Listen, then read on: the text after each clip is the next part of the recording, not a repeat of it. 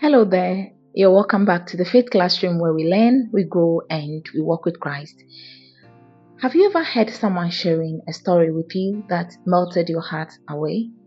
Have you ever met a stranger and you engage in a conversation that remain with you for the rest of your life? Have you ever had dreams about people beyond the grave, sharing messages and their thoughts and feelings with you? In this video, I'm going to share with you some stories of people from beyond the veil or beyond the grave, their feelings and their thoughts that they share with their family members. And I want you to pay attention to this because it's very important for all of us to learn. Now, a couple of years ago, I went to a funeral and I met an old man. I was talking to a friend and he came to just join us in this conversation about how short life was and how fleeting time was. And he shared an experience with me. He told me that he had an uncle who died many years ago. And this uncle, he was blessed with everything that many in his family never had. The man had talents, he had opportunities, he got scholarships to study, and it seems things were laid up for him because, in the man's own words, his uncle was supposed to be a ladder that other people in the family would climb to achieve their goals. And so God placed things in front of him. He had possessions of a lot of things and he became rich. But instead of helping his family, his uncle led a wild life. Women came and went, expensive drinks and food and clothes, parties, building expensive buildings to live in, and giving out some to his friends. He lived a life of pleasure. He refused to marry because he saw that to be imprisonment. And so he went on living the life of pleasure. When he was in his 50s, he was still living alone. And one day, he passed on in his room alone. No one knew what had happened to him. Now, the man who shared this story with me at this funeral looked at me and my friend and said, "Young ones, remember the Lord your God in the days of your youth. Remember that when God gives you opportunities and talents and positions and abilities, it may not be for you alone, but for other people in your family and your neighbors as well. You are supposed to use what you have been given to help make life easy for someone else." Now, he went on to say that after his uncle died, another family member had a dream about his uncle, and the uncle told the person in the dream, "I am not happy. I am not happy at all. I'm not happy."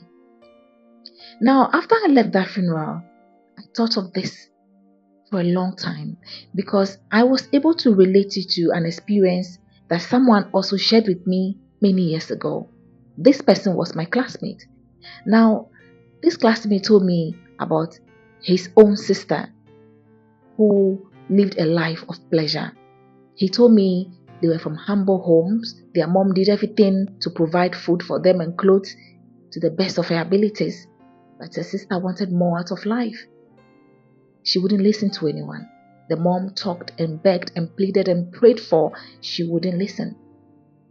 She would get pregnant and abort the pregnancy, and that became a habit. One day, she went to abort another pregnancy after her mom begged her to keep this one. She refused. And then when she went, she didn't come back. She passed on. This classmate told me, sometime after the burial, the mom had a dream about her sister crying, pleading for forgiveness. And she said, "Mom, I am not happy. I can't find peace. I am not happy." Brothers and sisters, I'm not sharing these things with you to scare you, no.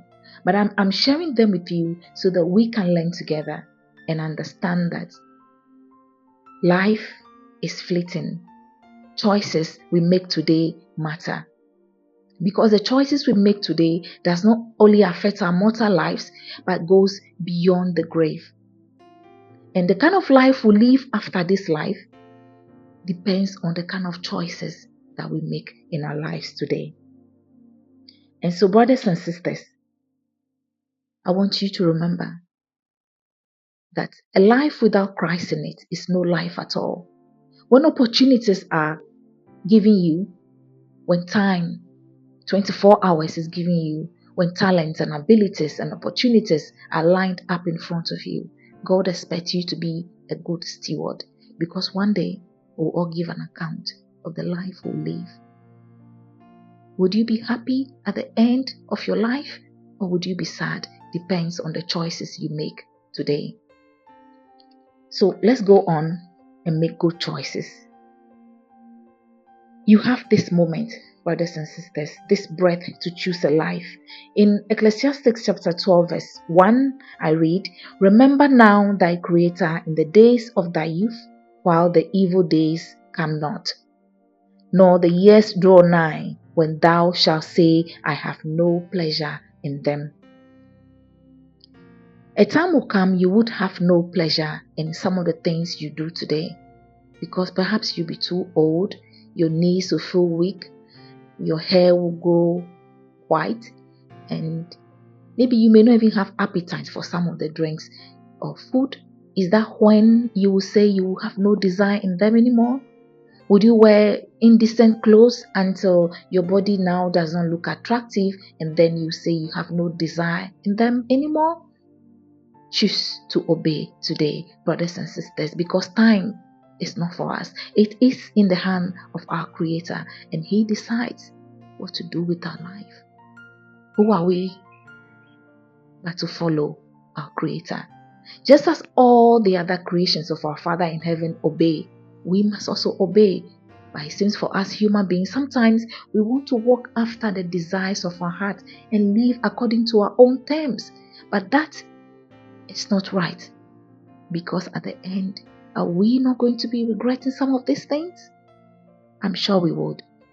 So don't wait until you have nothing left before you give. Don't wait until you are old, bitter and broken to turn back to God. Don't wait until you are tired of rebelling before coming to Christ. Don't wait until your story becomes a warning to others. Don't wait to experience all types of experiences. They say experience is a good teacher, but I believe some experiences are not worth having. We can learn from other people's negative experiences and make better choices. Don't say, let me experience it all, even if God does not intend for you to experience certain things. It's not worth it. For example, you can't say, oh, let me walk through smoke to see if it's going to smell on my shirt. Naturally, it's going to smell on your shirt.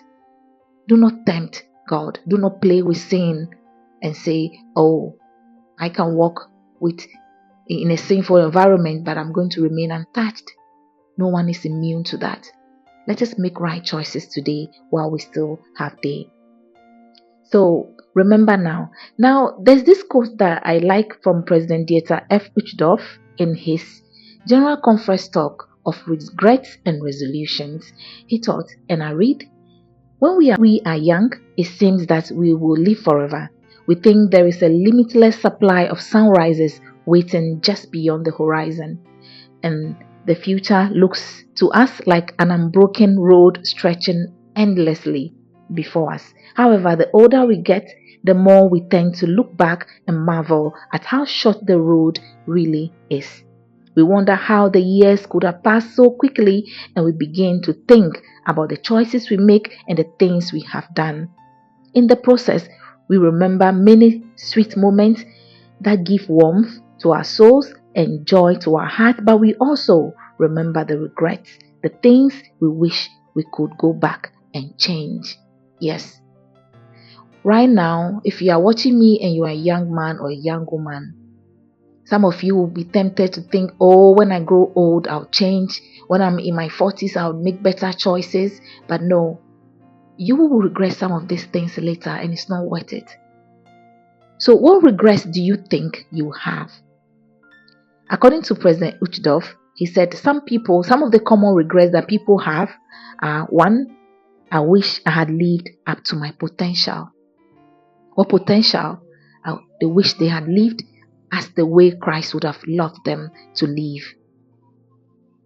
Do you think you will regret that if you do not live up to your potential? We all would. So why not do it now? Another form of regret is I wish I had spent more time with the people I love. So spend time with the people you love today, because if you don't, you will regret it later. Another regret that I think I hear also is I wish I had let myself be happier. Yes, in spite of our challenges, we can allow ourselves to be happier than we actually are. Some people regret, I wish I had prayed more often. I wish I had built a better relationship with my Father in heaven. I wish I had stayed in this marriage. I wish I had maintained this relationship.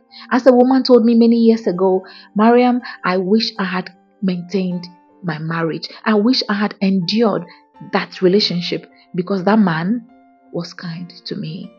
I was young and I thought I was suffering in a marriage that could have given me everything. I would have had children. Yet my friends lured me away and told me the man didn't deserve me, and I left.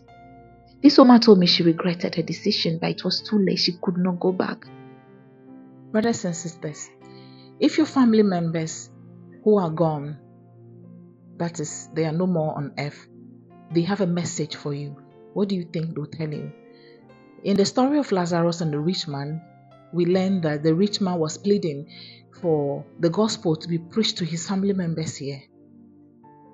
I know that if they should come back, or if you should hear from them, they will tell us to live right. They will tell us to keep God's commandments. They will tell us that life is not how we think it is. Remember the Lord in the days of your youth. If you are a young person and you are walking on the wrong path, you have a conscience, you will know. Do not ignore these feelings, because one day they will tend to be things that you are going to regret for. I want to plead with all of us to do that which is right before God. Let us keep striving to be better each day. And as God gives us the chance to live again each day, let us make better choices. Because when the wind blows, all type of leaves can fall. The green ones can fall, the dry ones can fall. And so it is with our lives. Today we don't know how tomorrow will look like. Please give your life to Christ today. Jesus will come again, brothers and sisters. The earth will prepare to receive our King. What about you? What preparations are you making? How are you preparing yourself and your family and your loved ones for the second coming of Jesus Christ? We should look forward to it with happiness. We should look forward to it as we prepare. Because like a thief in the night, he says he will come. And many who call themselves Christians may not be ready for his coming. Let us be ready. Let us be like the wise virgins. Let us trim our lights while it is still day, because night soon cometh, wherein there can be no labor performed. Thank you very much for watching this video. Please subscribe, like, and share, and I'll see you in the next video. Until then, keep learning, keep growing, and keep walking with Christ.